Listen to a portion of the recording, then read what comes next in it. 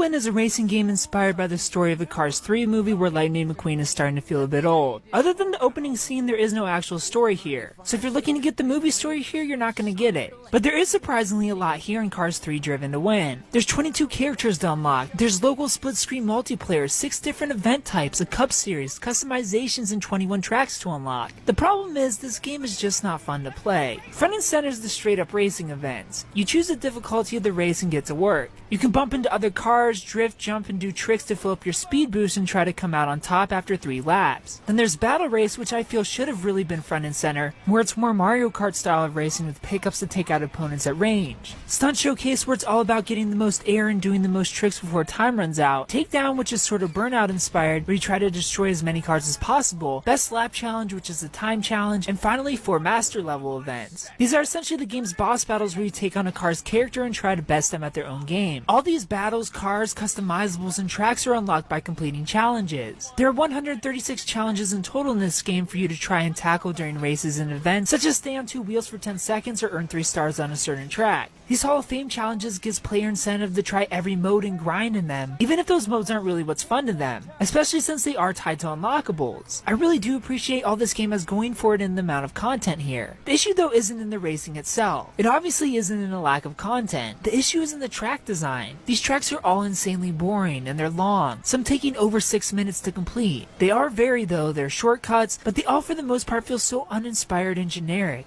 None stuck with me. I'll remember none of them in the future. They aren't dynamic, there's no great soundtrack to keep your heart pumping. It's a dull experience throughout. It just doesn't feel like you're racing. It feels like you're just driving around some boring tracks, trying not to get stuck in the dirt. It's a very numbing experience. Don't get me wrong, the content is here. You'll easily be putting in more than 10 hours trying to unlock everything and complete every challenge. But the driving and tracks aren't interesting enough to make those 10 hours feel enjoyable. This racing game feels like busy work. And after one run through each track, you'll never feel the urge to race them again.